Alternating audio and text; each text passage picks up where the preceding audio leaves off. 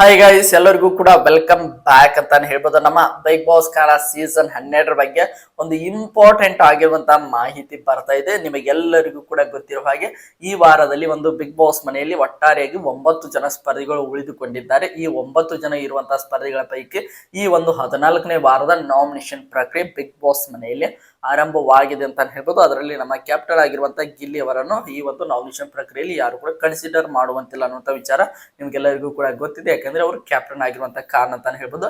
ನೀನು ಉಳಿದಿರುವಂತ 8 ಜನ ಸ್ಪರ್ಧಿಗಳು ಉಳಿದುಕೊಂಡಿದ್ದಾರೆ. ಅದರಲ್ಲಿ ನೋಡ್ತಾ ಹೋಗೋದಾದ್ರೆ 5 ಜನ ಫಿಮೇಲ್ ಕಂಟೆಸ್ಟೆಂಟ್, 3 ಜನ ಮೇಲ್ ಕಂಟೆಸ್ಟೆಂಟ್ ಅಂತಾನೆ ಹೇಳ್ಬೋದು. ಈ ಒಂದು 8 ಜನ ಸ್ಪರ್ಧಿಗಳ ಪೈಕಿ ಈ ವಾರ ಅಂದ್ರೆ 14ನೇ ವಾರ ಬಿಗ್ ಬಾಸ್ ಮನೆಯಿಂದ ಹೊರ ಹೋಗಲು ಯಾವೆಲ್ಲ ಸ್ಪರ್ಧಿಗಳು ನಾಮಿನೇಟ್ ಆಗಿದ್ದಾರೆ ಅನ್ನುವಂತಹ ಮಾಹಿತಿಯನ್ನ ಈ ಒಂದು ವಿಡಿಯೋದಲ್ಲಿ ನೋಡ್ತಾ ಹೋಗೋಣ. ಅದಕ್ಕೋಸ್ಕರ ನೀವೇನು ನಮ್ಮ ಚಾನಲ್ಗೆ ಸಬ್ಸ್ಕ್ರೈಬ್ ಮಾಡ್ಕೊಂಡಿಲ್ಲ ಅಂದ್ರೆ ಎಲ್ಲರೂ ಕೂಡ ಚಾನಲ್ಗೆ ದಯವಿಟ್ಟು ಸಬ್ಸ್ಕ್ರೈಬ್ ಮಾಡ್ಕೊಂಡು ಸಪೋರ್ಟ್ ಮಾಡೋದನ್ನ ಯಾವುದೇ ಕಾರಣಕ್ಕೂ ಮರೀಲಿಕ್ಕೆ ಹೋಗ್ಬೇಡಿ. ಬನ್ನಿ ವಿಡಿಯೋನ ಶುರು ಮಾಡೋಣ. ಒಟ್ಟಾರೆಗೆ 9 ಜನ ಇರುವಂತಹ ಸ್ಪರ್ಧಿಗಳ ಪೈಕಿ ನಮ್ಮ ಕ್ಯಾಪ್ಟನ್ ಗಿಲ್ಲಿ ಅವರನ್ನು ಹೊರತುಪಡಿಸಿ ಇನ್ನು ಉಳಿದಿರುವಂತಹ 8 ಜನ ಸ್ಪರ್ಧಿಗಳ ಪೈಕಿ ಈ ವಾರದ ನಾಮಿನೇಷನ್ ಪ್ರಕ್ರಿಯೆ ಬಿಗ್ ಬಾಸ್ ಮನೆಯಲ್ಲಿ ಮುಕ್ತಾಯಗೊಂಡಿದೆ ಅಂತಾನೆ ಹೇಳ್ಬೋದು. ಈ ಒಂದು 8 ಜನ ಇರುವಂತಹ ಸ್ಪರ್ಧಿಗಳ ಪೈಕಿ ಯಾರ್ಯಾರೆಲ್ಲ ನಾಮಿನೇಟ್ ಆಗಿದ್ದಾರೆ ಅಂತ ನೋಡ್ತಾ ಹೋಗೋದಾದ್ರೆ ನಮಗೆ ಬಂದಿರುವಂತಹ ಮಾಹಿತಿಯ ಪ್ರಕಾರ ಅಂತಾನೆ ಹೇಳ್ಬೋದು. ಇದು ಯಾವುದೇ ರೀತಿಯಾಗಿ ಅಫಿಷಿಯಲ್ ಕನ್ಫರ್ಮೇಶನ್ ಅಲ್ಲ, ಆದ್ರೂ ಕೂಡ ಎಪಿಸೋಡ್ ಬರೋವರೆಗೂ ಕೂಡ ನಾವೆಲ್ಲರೂ ಕೂಡ ಅಫಿಷಿಯಲ್ ಕನ್ಫರ್ಮೇಶನ್ ಬರೋರು ಕೂಡ ವೇಟ್ ಮಾಡಿ ನೋಡ್ಬೇಕಾಗ್ತದೆ.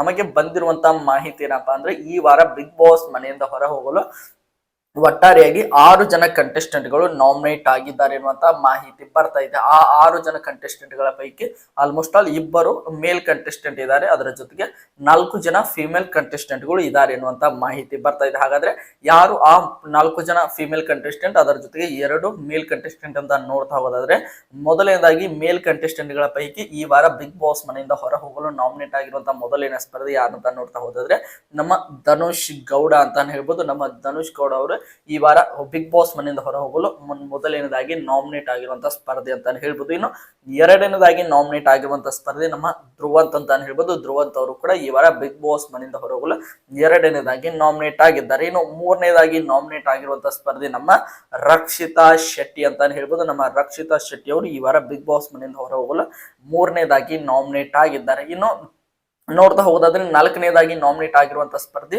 ರಾಶಿಕಾ ಶೆಟ್ಟಿ ಅಂತಾನೆ ಹೇಳ್ಬೋದು. ರಾಶಿಕಾ ಶೆಟ್ಟಿ ಅವರು ಈ ವಾರ ಬಿಗ್ ಬಾಸ್ ಮನೆಯಿಂದ ಹೊರಹೋಗಲು 4ನೇದಾಗಿ ನಾಮಿನೇಟ್ ಆಗಿದ್ದಾರೆ. ಇನ್ನು 5ನೇದಾಗಿ ನಾಮಿನೇಟ್ ಆಗಿರುವಂತಹ ಸ್ಪರ್ಧೆ ನಮ್ಮ ಸ್ಪಂದನಾ ಸೋಮಣ್ಣ ಅಂತಾನೆ ಹೇಳ್ಬೋದು. ಸ್ಪಂದನಾ ಸೋಮಣ್ಣ ಅವರು ಕೂಡ ಈ ವಾರ ಬಿಗ್ ಬಾಸ್ ಮನೆಯಿಂದ ಹೊರಹೋಗಲು 5ನೇದಾಗಿ ನಾಮಿನೇಟ್ ಆಗಿದ್ದಾರೆ ಅಂತಾನೆ ಹೇಳ್ಬೋದು. ಇನ್ನು 6ನೇದಾಗಿ ನಾಮಿನೇಟ್ ಆಗಿರುವಂತಹ ಸ್ಪರ್ಧೆ ಯಾರು ಅಂತ ನೋಡ್ತಾ ಹೋಗೋದಾದ್ರೆ ಅದು ಬೇರೆ ಯಾರು ಅಲ್ಲ, ನಮ್ಮ ಕಾವ್ಯ ಶೈವ ಅಂತ ಹೇಳ್ಬೋದು. ಕಾವ್ಯ ಶೈವ ಅವರು ಕೂಡ ಬಂದಿರುವಂತಹ ಮಾಹಿತಿ ಪ್ರಕಾರ ನಮ್ಮ ಗಿಲ್ಲಿ ಅವರನ್ನ ಸೇವ್ ಮಾಡಿಲ್ಲ ಅನ್ನುವಂತ ಆಗಿರುವಂತಹ ಒಂದು ಇಂಪಾರ್ಟೆಂಟ್ ಆಗಿರುವಂತಹ ಮಾಹಿತಿ ಬರ್ತಾ ಇದೆ. ನಮಗೆ ಹಿಂದಿನ ವಿಡಿಯೋದಲ್ಲಿ ನಿಮಗೆ ಒಂದು ವಿಡಿಯೋನು ಕೂಡ ಮಾಡಿ ಹಾಕಿದೆ. ನಮ್ಮ ಗಿಲ್ಲಿ ಅವರಿಗೆ ವಿಶೇಷವಾದ ಅಧಿಕಾರವನ್ನು ಕೊಟ್ಟಿದ್ದಾರೆ. ಆ ಒಂದು ಅಧಿಕಾರವನ್ನು ಬಳಸಿಕೊಂಡು ನಮ್ಮ ಗಿಲ್ಲಿ ಅವರು ಕಾವ್ಯವನ್ನು ಸೇವ್ ಮಾಡಿದ್ದಾರೆ ಅಂತ ಮಾಹಿತಿ ಬಂದಿತ್ತು. ಈಗ ಅದು ಸುಳ್ಳಾಗಿದೆ ಅಂತ ಹೇಳ್ಬೋದು.